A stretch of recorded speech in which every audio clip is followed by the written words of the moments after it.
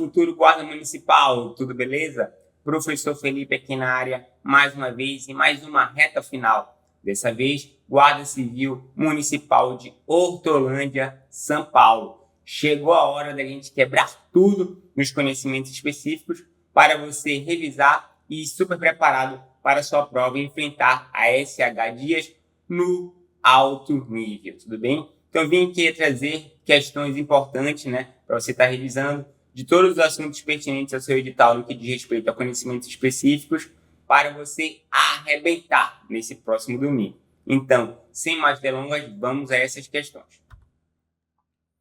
Aí está, ó, reta final, GCM Hortolândia. Não esqueça também de estar nos seguindo nas redes sociais, @implacávelconcurso e @prof. Felipe Moreira. Esteja sempre nos seguindo para estar por dentro de vários concursos de guardas municipais no Brasil inteiro. Então, aí está, ó, primeira questão.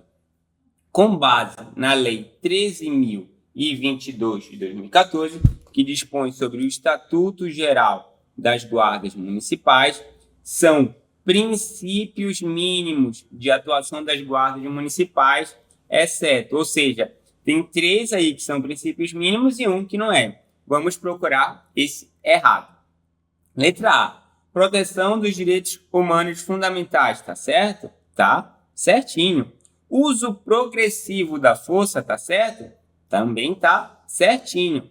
Compromisso com a evolução social da comunidade, tá certo? Também está corretinho. Patrulhamento repressivo, opa! Aí não, né? Você que estudou a sua lei sabe que é o quê? Patrulhamento preventivo, certo? Então, muito cuidado.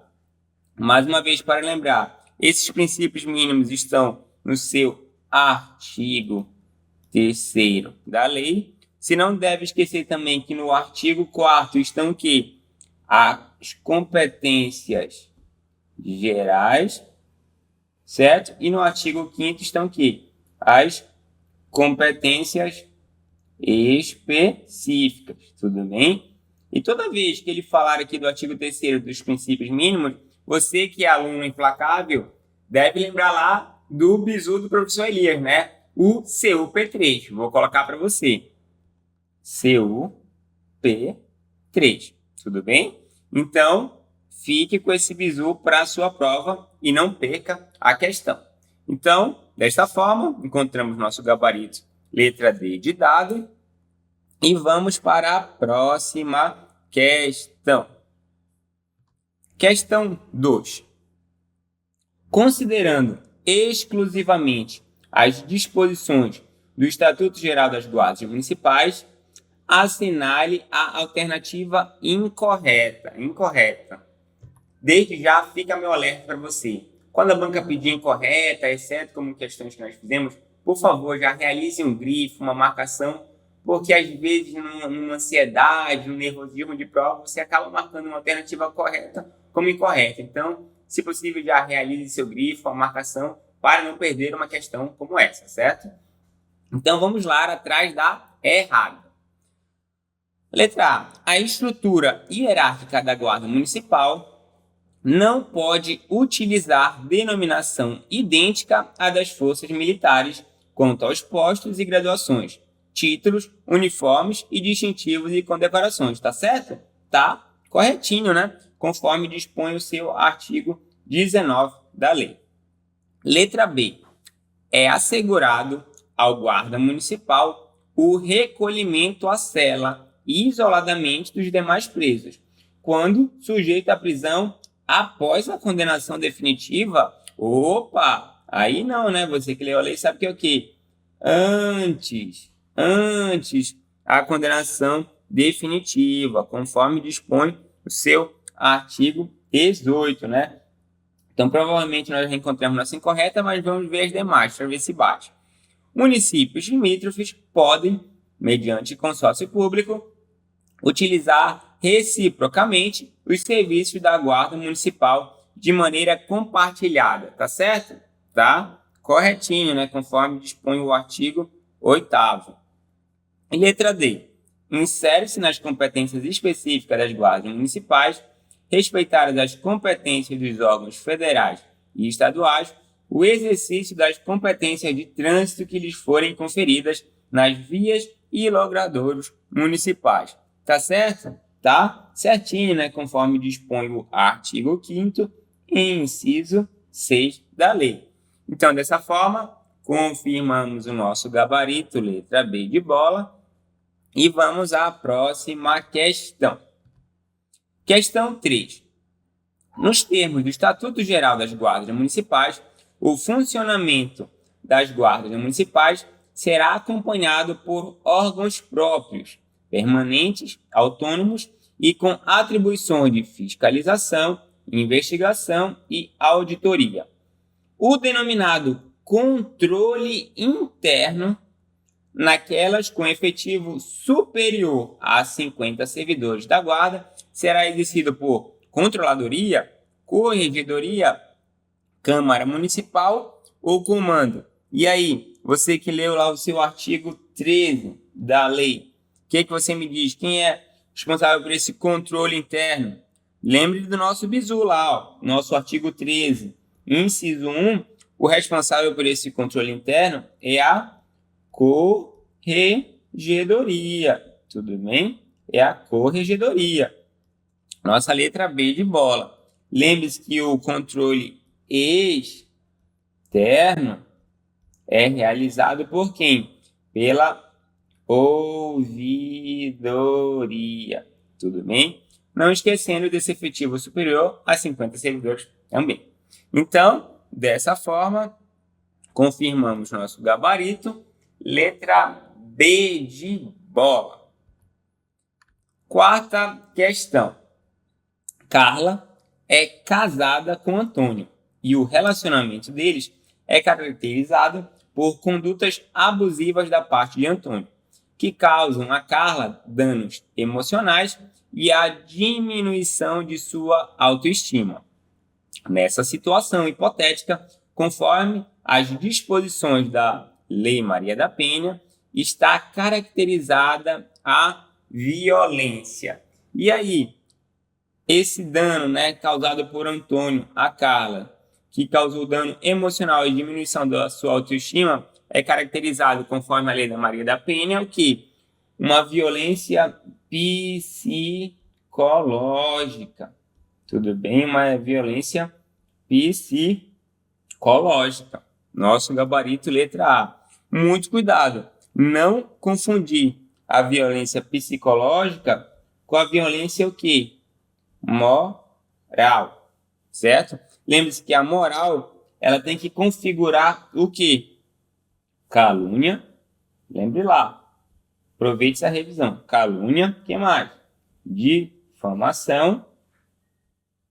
Ou o quê? Ou injúria, certo? Então, ou seja, vai estar diretamente ligado a essa honra, né? Então, já fica para você mais esse bizu. Não confundir isso daí.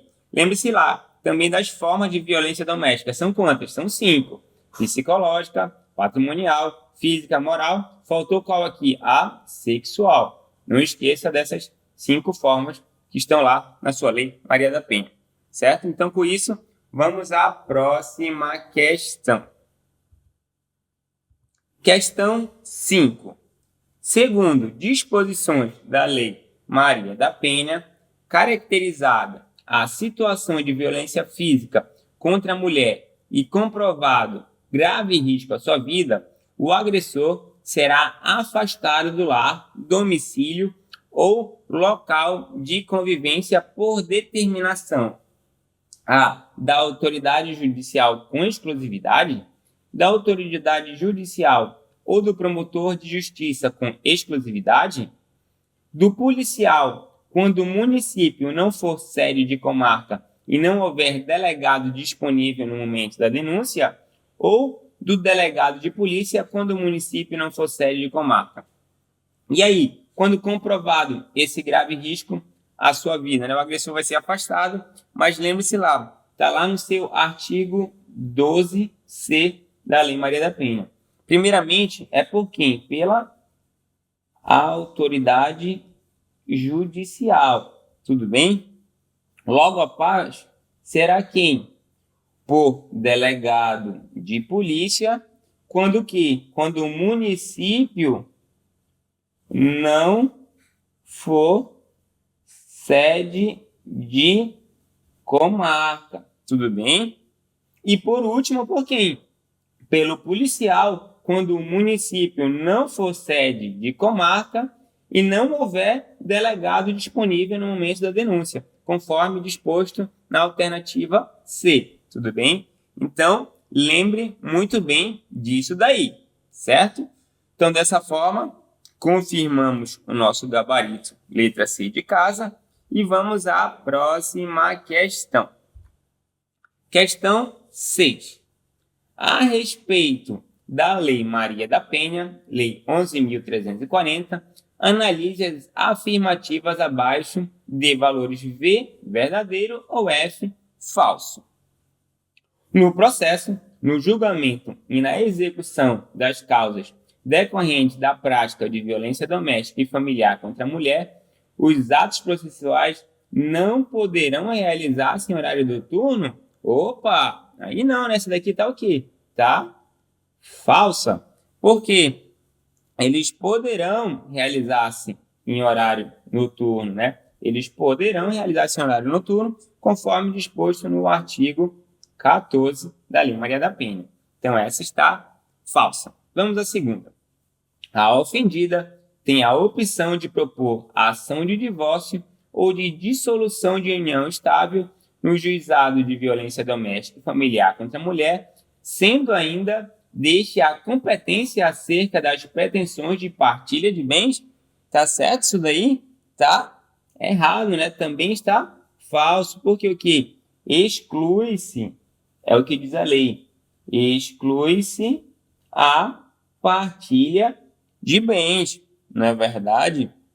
Então, muito cuidado, é o que está disposto lá no seu artigo 14, parágrafo 1º, caso você não lembre, dê mais uma lida novamente. Vamos à terceira assertiva. A Lei Maria da Penha não permite a renúncia à representação nas ações penais públicas condicionadas à representação da ofendida. Opa, lembre-se lá. O que dispõe lá o seu artigo 16? Será admitida a renúncia à representação perante quem? Perante o juiz. Não é verdade? Então, é permitido sim. Essa daqui também está falsa. A última assertiva. É permitida a aplicação, nos casos de violência doméstica e familiar contra a mulher, de penas de cesta básica ou outras de prestação pecuniária, bem como a substituição de pena que implique pagamento isolado de multa. É permitido? Pelo contrário, você que leu a lei sabe que o quê? É vedado, não é? É vedada, conforme dispõe o artigo 17 da Lei Maria da Penha. Essa daqui também está falsa. Dessa maneira, né, a alternativa que representa a sequência, todas estão falsas. Letra A. Tudo bem? Então, com isso, vamos à próxima questão. Questão 7. De acordo com a Lei 10.826, as armas de uso restrito serão, na forma do regulamento dessa lei, registradas no ou na Polícia Civil, Comando do Exército, Guarda Civil Municipal ou na Polícia Federal. E aí, ó, isso está lá no seu artigo 3º, parágrafo único, não é verdade?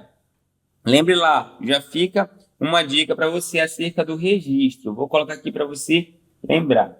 O registro, quando de uso permitido, então o registro, quando de uso permitido, ele é feito no Sinarme e PF. Já quando de uso restrito, como falado na questão, é realizado o Sigma. Por quem? pelo comando do exército. Não é verdade? Então, não esqueça desse bizu. Dessa forma, nosso gabarito, letra B de bola. Tudo bem? Então, vamos à próxima questão. Questão 8. Conforme dispõe a Lei 10.826, aquele que alterar sinal de identificação de arma de fogo está sujeito a pena de reclusão apenas, multa apenas, reclusão e a de multa ou detenção apenas. E aí, você que leu a sua lei, lembre lá, também vou deixar mais um bizu para você acerca disso. Qual é o bizu? Primeira coisa, todos os crimes lá na lei possuem o quê? Possuem pena de multa, certo? Então, todos possuem pena de multa. E o segundo bizu? Só existem 2 crimes punidos com detenção. Vou colocar para você. 2 crimes nessa lei punidos com detenção. Quais são? O crime de posse, está lá no seu artigo 12, e o de omissão de cautela, está lá no seu artigo 13. Então, somente esses 2 possuem pena de detenção. Os demais são de reclusão, não é verdade? Então, só aí você já conseguiria matar. Sabe que esse é um crime com pena de reclusão e mais a multa, não é verdade? Porque todos possuem a pena de multa, como eu falei para você. Esse crime possui pena de o quê? Reclusão de 3 a 6 anos, mais a multa. Tudo bem? Dessa forma, confirmamos o nosso gabarito, letra C de casa. Com isso, vamos à próxima questão. Questão 9. De acordo com a Lei 10.826, é vedado ao menor de tantos anos adquirir a arma de fogo, ressalvados os casos previstos no Estatuto do Desarmamento. Assinale a alternativa que preenche corretamente a lacuna do trecho acima. E aí, é vedado ao menor de 18, 20, 25 ou 30 anos? Você que leu lá a sua lei, lembre-se, isso está lá no seu artigo 28 da lei. É vedado ao menor de 25 anos, certo? Muito cuidado para não cair nessa pegadinha. Então, com isso, confirmamos nosso gabarito e vamos para a próxima questão. Questão 10. Nos termos do Estatuto da Pessoa Idosa, a instituição dedicada ao atendimento à pessoa idosa, onde não haja identificação externa visível, se sujeitará à pena de afastamento provisório dos dirigentes, multa exclusivamente, interdição ou suspensão do programa. E aí, lembre-se lá, isso daí está lá no seu artigo 37, parágrafo 2º, certo? Essa instituição dedicada ao atendimento à pessoa idosa, onde não há identificação externa visível, ela se sujeitará à pena de interdição, certo? Interdição daquele estabelecimento, certo? Então, muito cuidado, certo? Com isso, confirmamos o nosso gabarito e vamos para a próxima questão. Questão 11. Assinale a alternativa que está em desconformidade com a Lei número 10.741, né, que dispõe acerca do Estatuto da Pessoa Idosa. Mais uma vez, ele pediu aquela que está em desconformidade, ou seja, ele quer a errada, a incorreta. Muito cuidado para não marcar uma alternativa correta como incorreta. Muita atenção, bastante atenção na sua prova também. Então vamos lá. Alternativa A. É instituído o Estatuto da Pessoa Idosa, destinado a regular os direitos assegurados às pessoas com idade ou igual ou superior a 60 anos. Tá certo isso daí? Tá corretinho, né? Conforme dispõe o artigo 1º da lei. Alternativa B. A pessoa idosa goza de todos os direitos fundamentais inerentes à pessoa humana, sem prejuízo da proteção integral de que trata esta lei, assegurando-se-lhe por lei ou por outros meios todas as oportunidades e facilidades para a preservação de sua saúde física e mental e seu aperfeiçoamento moral, intelectual, espiritual e social em condições de liberdade e dignidade. Tá certo? Daí, perfeito, né? Conforme disposto no artigo 2º da lei. A alternativa C. A garantia de prioridade da efetivação dos direitos previstos no Estatuto da Pessoa Idosa não compreende a viabilização de formas alternativas de participação, ocupação e convívio da pessoa idosa com as demais gerações. Pelo contrário, né? Ela compreende, olha aí, ó, a pegadinha da banca querendo pegar você. Ela compreende, conforme dispõe lá o artigo 3º, parágrafo 1º, inciso 4. Tudo bem? Então, provavelmente já achamos aqui nossa alternativa errada, né? Mas vamos ver a letra D. Entre as pessoas idosas, é assegurada prioridade especial aos maiores de 80 anos, atendendo-se suas necessidades, sempre preferencialmente em relação às demais pessoas idosas. Tá certo isso daí? Tá corretinho, né? Conforme dispõe o artigo 3º, parágrafo 2º, que trata acerca dessa prioridade, não esqueça disso, prioridade especial. Não é verdade? Então, com isso, confirmamos o nosso gabarito, letra C de casa. Vamos à próxima questão. Questão 12. Considere as disposições do Estatuto do Idoso, analise as afirmativas abaixo e dê valor de verdadeiro ou falso. Primeira assertiva.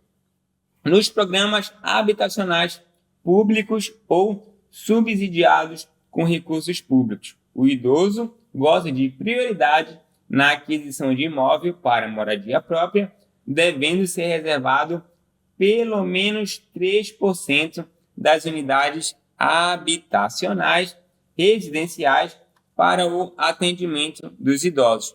Tá certo isso daí? Tá corretinho, né? Verdadeiro, conforme dispõe o que? O seu artigo 38, inciso 1. Vamos à próxima assertiva. Aos maiores de 50 anos é assegurada a gratuidade dos transportes coletivos públicos urbanos e semi-urbanos, exceto nos serviços seletivos e especiais, quando prestados paralelamente aos serviços regulares. Tá certo isso daí? Isso daí está errado, não é verdade? Totalmente errado. Lembre-se que não é aos maiores de 50 anos, é aos maiores de 65. Depois eu vou deixar um bizu para você, um bizu bem bacana quanto a isso daí. Vamos a outra assertiva. Assertiva 3. As medidas de proteção ao idoso são aplicáveis sempre que os direitos reconhecidos no Estatuto do Idoso forem ameaçados ou violados em razão de sua condição pessoal. Tá certo isso daí? Tá corretinho, né? Conforme disposto no artigo 43, certo? Lembre-se que essa questão também da gratuidade dos transportes coletivos está disposto lá no seu artigo 39, caso você queira ler novamente. Então, assinale a alternativa que apresenta a sequência correta, V, F, V, nosso gabarito, alternativa D de dado. Vou deixar um bizu para você. Quando ele falar acerca, como nós vimos na primeira assertiva, acerca das unidades habitacionais, qual é a porcentagem? Pelo menos 3%.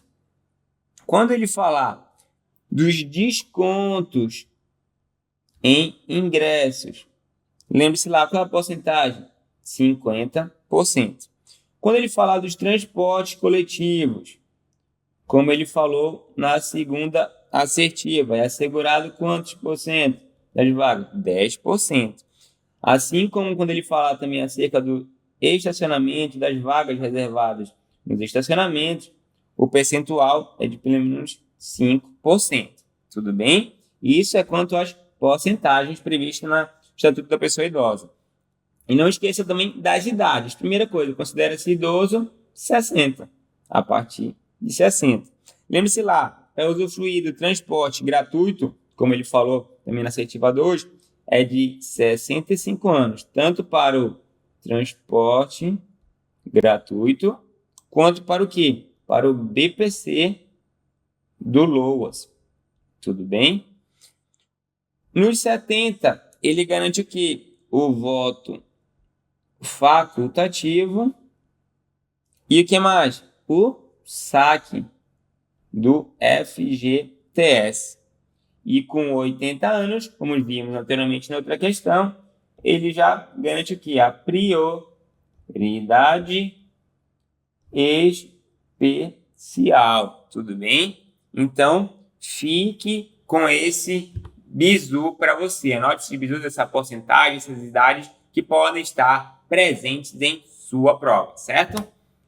Então, vamos lá. Com isso, confirmamos nosso gabarito, letra D de dado, e vamos à próxima questão. Questão 13. Nos termos do Estatuto da Criança e do Adolescente, assinale a alternativa correta.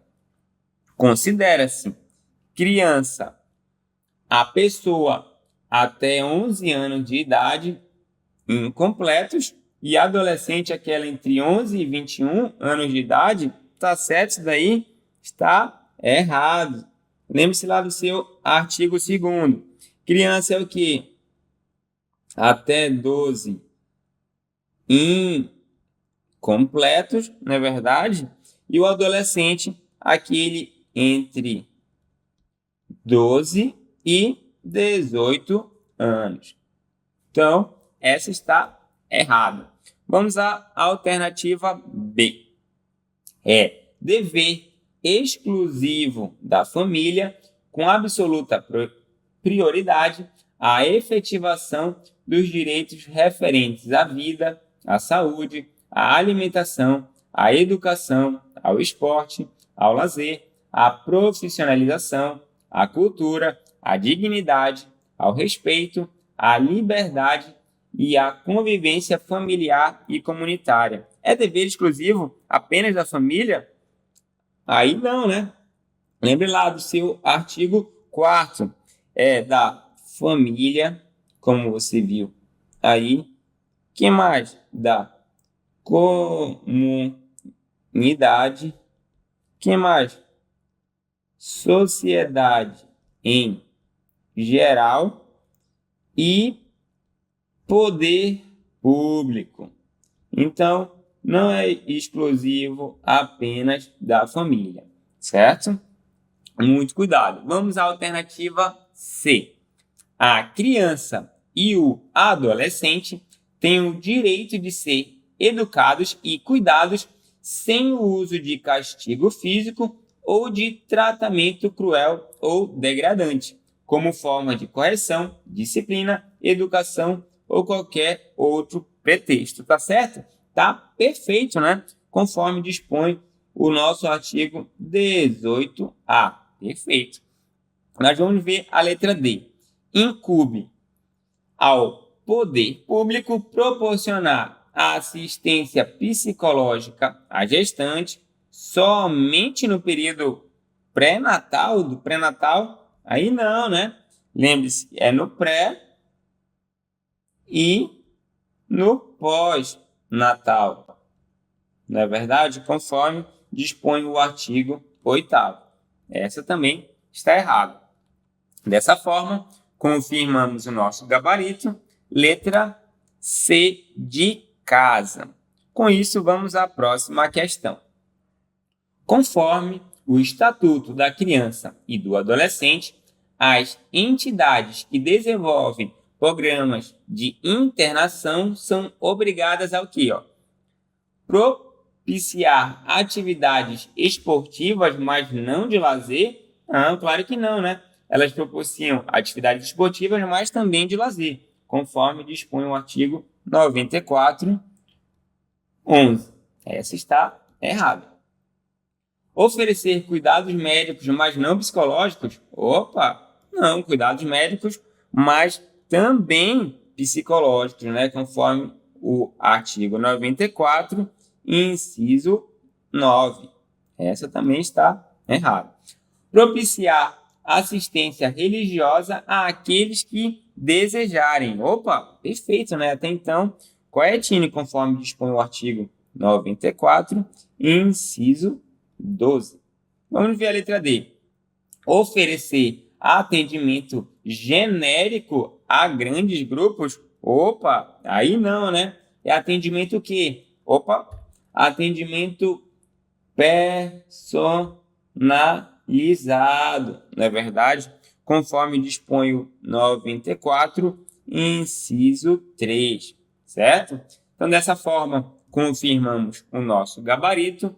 Letra C de casa. Vamos à próxima questão. Questão 15. Conforme a Lei 8.069, que dispõe sobre o Estatuto da Criança e do Adolescente, em seu artigo 2º, considera-se criança, para efeitos desta lei, a pessoa até 12 anos de idade incompletos, e adolescente, aquela entre 12 e 18 anos de idade. Sobre os direitos e garantias fundamentais constantes no ECA, julgue os itens em verdadeiro ou falso. Então vamos lá. Primeira assertiva. Considera-se ato infracional a conduta descrita como crime ou contravenção penal, tá certo? Tá certinho, né? Verdadeiro, perfeito, conforme dispõe o artigo 103, corretinho. Vamos à outra assertiva. O adolescente tem o direito à identificação dos responsáveis pela sua apreensão, devendo ser informado acerca dos seus direitos, tá certo? Também tá corretinho, né? Conforme dispõe o artigo 106, parágrafo único. Na verdade, lembre-se lá, adolescente ele é apreendido, ele não é preso, ele é apreendido. Vamos à próxima assertiva. A apreensão de qualquer adolescente e o local onde se encontra recolhido serão imediatamente comunicados à autoridade judiciária competente e à família do apreendido ou à pessoa por ele indicada, tá certo? Também tá corretinho, perfeito, né? Conforme disposto no artigo 107. Imediatamente comunicados à autoridade judiciária competente e à família do apreendido ou à pessoa por ele indicada. Perfeito. E a última assertiva. A internação antes da sentença pode ser determinada pelo prazo máximo de 30 dias. Opa! E aí, você que leu o ECA, o Estatuto da Criança e do Adolescente, esse prazo é de 30 dias? Aí não, né? Essa daqui tá falso. Você que estudou o ECA sabe qual é o prazo máximo? O prazo máximo de 45 dias. Tudo bem? Antes da sentença, esse período de internação. Então, dessa forma, onde é que tem isso, professor? Está lá no seu artigo 108, caso você não lembre. Então, dessa forma, a alternativa correta é VVVF. VVVF, nossa alternativa B de bola. Com isso, confirmamos nosso gabarito e vamos para a próxima questão. Questão 16.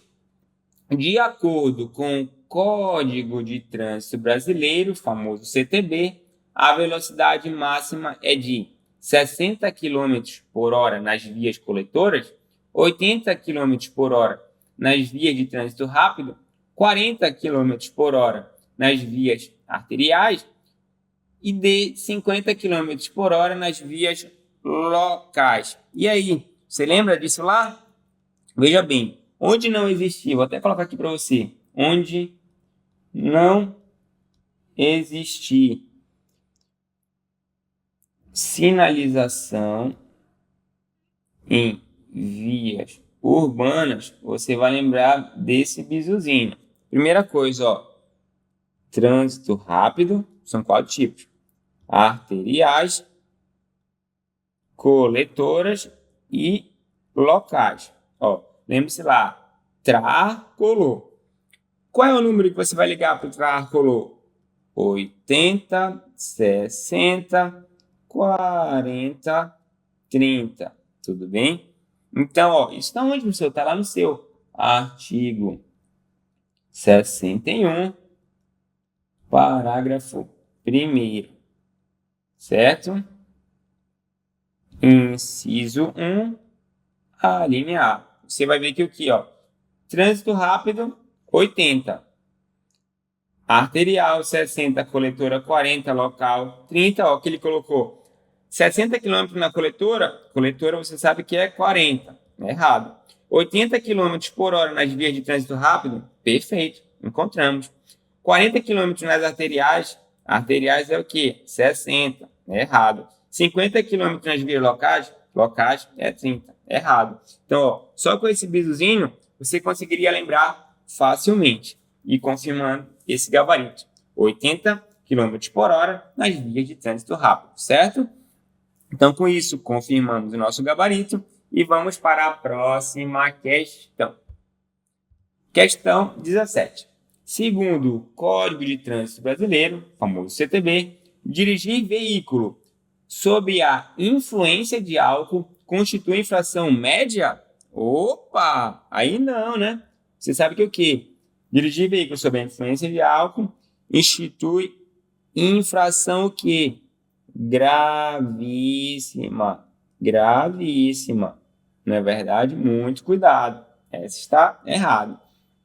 Dirigir veículo com carteira nacional de habilitação vencida há mais de 30 dias constitui infração média?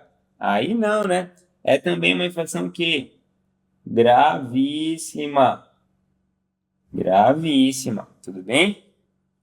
Alternativa D. C. Dirigir veículo sem possuir carteira nacional de habilitação, permissão para dirigir ou autorização para conduzir ciclomotor constitui infração gravíssima. Agora sim, perfeito, né? Lembre-se que lá também, além disso daí, tem uma penalidade de multa de fator multiplicativo de 3 vezes.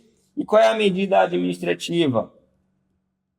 É o que? A retenção do veículo até a apresentação do condutor habilitado. Tudo bem? Isso está lá onde, professor? Está lá no seu artigo 162, inciso 1, certo? Então, dessa forma, né? Confirmamos, nós vamos ver a nossa letra D. Dirigir veículo usando para arremessar sobre pedestres ou outro veículo, água ou detritos, constitui infração leve? Não, né? Isso constitui uma infração que? Média. Tudo bem? Então, realmente, confirmamos o nosso gabarito. Letra C de casa. Vamos para a próxima questão. Questão 18. Sobre os crimes previstos no Código de Trânsito, assinale a alternativa incorreta. Mais uma vez, ele querendo a errada. Alternativa A. No homicídio culposo cometido na direção de veículo automotor, a pena é aumentada de 1/3 à metade se o agente praticá-lo em faixa de pedestres ou na calçada. Tá certo isso daí? Tá certinho, perfeito, conforme dispõe o artigo 302, parágrafo 1º, inciso 2 do CTB. Alternativa B de bola. Nas situações em que o juiz aplicar a substituição de pena privativa de liberdade por pena restritiva de direitos, esta deverá ser de prestação de serviço à comunidade ou a entidades públicas, sendo vedado o trabalho em unidades de pronto-socorro de hospitais da rede pública que recebem vítimas de acidente de trânsito e politraumatizados. É vedado? Claro que não, né? Pelo contrário, é permitido, né? É uma das coisas impostas pelo juiz, está lá no seu 312A, inciso 2. Tudo bem? Então, muito cuidado. Então, provavelmente achamos a errada aí, pelo fato de ele afirmar que é vedado, mas vamos ver as demais. Alternativa C.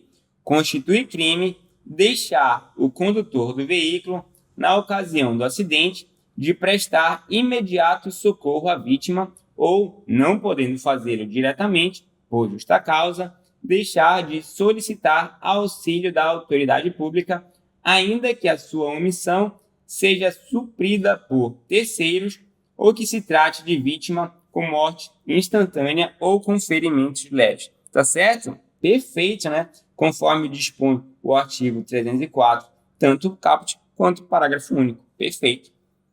E a alternativa D de dado. A verificação da capacidade psicomotora alterada em razão da influência de álcool ou de outra substância psicoativa que determine dependência poderá ser obtida mediante teste de alcoolemia ou toxicológico, exame clínico, perícia, vídeo, prova testemunhal ou outros meios de prova em direito admitidos, observado o direito à contraprova. Tá certo? Tá? Também corretinho, né? Conforme dispõe o artigo 306 do CTB. Dessa forma, realmente confirmamos o nosso gabarito, a nossa incorreta é a letra B de bola. Com isso, vamos à próxima questão. Questão 19. Ao lidar com uma vítima de acidente que necessita de atendimento médico, é fundamental que a vítima seja movimentada, pelo contrário, né? Não movimente a vítima, né, desse acidente, deixa ela imobilizada. Tá errado isso daqui. B. É fundamental o socorro especializado seja chamado quanto antes. Com certeza, perfeito. Até então, né? É isso daí.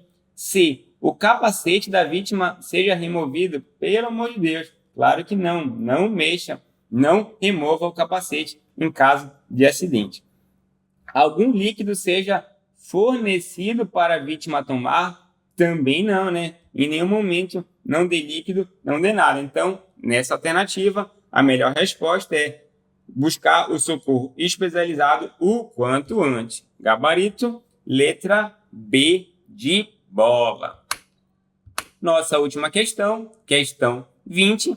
A asfixia por engasgo em crianças geralmente ocorre quando ela leva à boca ou ao nariz qualquer objeto que restrinja a passagem de ar. Uma das medidas que devem ser tomadas em crianças maiores de 1 ano consiste em compressões abaixo das costelas com o sentido para cima, abraçando a criança por trás até que o corpo estranho seja deslocado da via aérea para a boca e expelido. Essa técnica se chama manobra de Heinz, Valsalva, Leopold ou Ortolani. Você que estudou também noções de primeiros socorros sabe que essa é a famosa manobra de Heinz. Tudo bem? Então, com isso, confirmamos o nosso gabarito, letra A. Então, chegamos ao fim da nossa reta final. Desde já, te desejo uma excelente prova neste próximo domingo. Vá, vença e arrebente essa SH Dias. Garanta sua vaga e lembre-se, esteja sempre conosco. Somos especialistas e guardas municipais e conte sempre com a gente. Um grande abraço e até a próxima. Professor Felipe te espera em outras retas finais. Um grande abraço.